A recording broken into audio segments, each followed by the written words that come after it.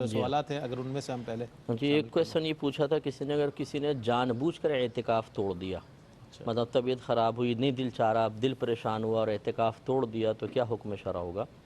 دیکھیں، یہ جب کوئی عبادت آدمی شروع کر لیتا ہے، چاہے نفل عبادت، تو پھر اس کا درجہ ایک طرح سے واجب کا سا ہو جاتا ہے۔ لا بالکل تبطلوا اعمالکم، اللہ تعالیٰ فرماتا ہے اپنے اعمال کو باطل نہ کرو۔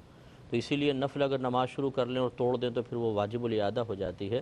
تو اس لیے اگر اعتکاف جان بوجھ کر توڑ دیا جائے تو یہ انتہائی غیر مناسب حرکت ہے، پہلے سے سوچ سمجھ کے بیٹھنا چاہیے، بعد میں پھر اس کی قضا رکھنی ہوگی۔ ٹھیک اور قضا کا طریقہ یہ ہوگا کہ کسی بھی ایک دن بعد میں غروب آفتاب سے پہلے مسجد میں اعتکاف کی نیت سے داخل ہو جائیں، پھر رات میں سحری کھائیں، باقاعدہ اگلے دن روزہ رکھیں، اور قضا کی نیت سے ایک دن کا بس اعتکاف کرنا ہوگا، غروب آفتاب کے بعد یہ اعتکاف کی قضا پوری ہو جائے گی۔ ٹھیک ہے۔ یہ پوچھا تھا کہ جنازے یا عیادت کے لیے اعتکاف سے باہر نکل سکتے ہیں کہ نہیں؟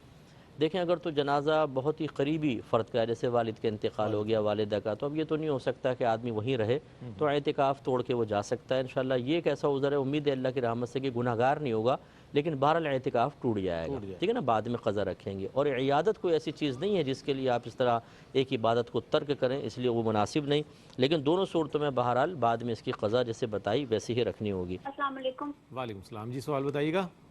میرا سوال یہ ہے کہ اگر عورت جو اعتکاف میں بیٹھی ہے اس کمرے میں کوئی اور اس کے ساتھ کوئی سو سکتا ہے اس کمرے میں؟ اور یہ کہ اعتکاف والی عورت زمین پہ سو سکتی، زمین کے علاوہ چادر پہ سو سکتی ہے اگر اس کو جوائنٹ وغیرہ کا مسئلہ ہو تو؟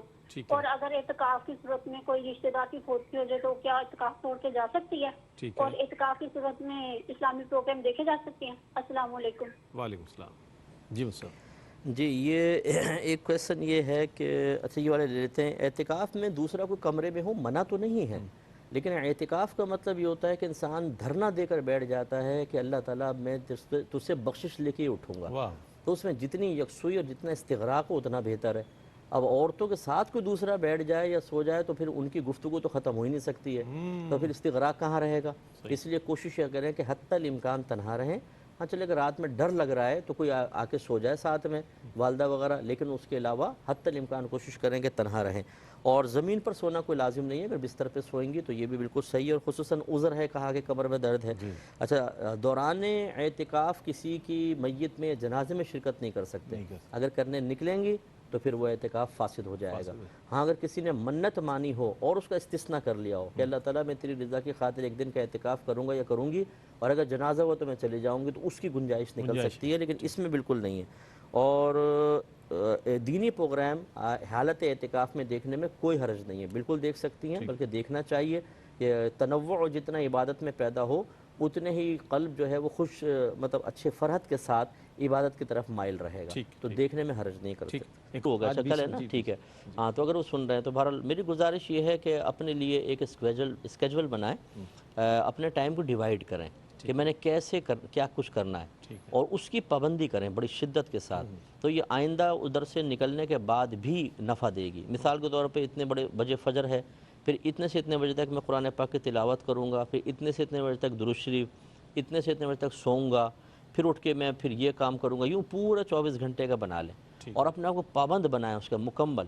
اگر یہ 10 دن اس کی ایسی پابندی کی کہ ایک منٹ بھی آگے پیچھے نہیں ہوا، تو نفس اور طبیعت اتنے مغلوب ہو جائیں گے کہ انشاءاللہ آگے بھی اس کی آپ پابندی کر سکتے ہیں۔ اور جب کوئی اپنے ٹائم کو پہلے سے مینیج کر لیتا ہے تو اس کا وقت ضائع نہیں ہوتا، اور وہ صحیح طریقے سے اچھا فیوچر پلاننگ کر کے اس کے اور اپنے مقاصد کو حاصل کرنے میں کامیاب ہو جاتا ہے۔ یہ اس کا بہترین وقت ہے کہ آدمی اس طرح کر لے، تو اس کی کوشش کیجئے۔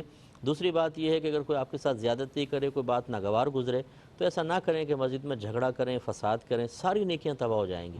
نام اعمال سے بہت نیکیاں نکلیں گی، کیونکہ ایک روایت اگرچہ ضعیف ہے کہ مسجد میں دنیا کی باتیں کرنا نیکیوں کو ایسے کھا جاتا ہے جیسے آگ لکڑی کو کھا جاتی ہے۔ یہ دنیاوی باتوں کا وبال ہے، اور پھر جھگڑا کرنا، پھر مار پیٹ کرنا، یا معاذ اللہ گالیاں بکنا، یہاں تک کرتے ہیں لوگ، مسجد میں گالیاں بکنے لگ جاتے ہیں، تو پھر کتنا نام اعمال کا نقصان ہوگا۔ اچھا، دوستوں کی ٹولیوں کی ٹولیاں آتی ہیں جناب، افطار جی فلاں ہاں، جگہ کریں گے اور سحری فلاں جگہ، بڑی اچھی سحری آتی ہے، تو اعتکاف والوں سے یہ بھی ایک فوائد حاصل کرتے ہیں دوست، کیا کہیے گا آپ اس حوالے سے؟ ہاں، تو اس میں مطلب کوشش یہ کریں کہ یہ 10 دن تو تمام دوستوں سے کنارہ کشی اختیار کر کے دیکھیں यूँ समझें कि मैं मर चुका हूँ ओए, اور مرنے کے بعد پھر کیا ہوگا؟ مرنے کے بعد تو دوست آئیں گے نہیں آپ کے پاس، پھٹکیں گے نہیں، ہمارے دوست ہی ایسے ہوتے ہیں سارے، کون قبرستان آئے گا؟ صحیح تو اپنے آپ کو اس تنہائی کا عادی بنائیں تو احساس ہوگا کہ یار میں اکیلا کس طریقے سے آخرت میں زندگی گزاروں گا، بالکل تو ان کا ساتھ بیکار ہے، مجھے اپنی آخرت کی تیاری اسی طرح کرنی بہت شکریہ چاہیے۔ ادا کروں گا مفتی صاحب، آپ بہت کم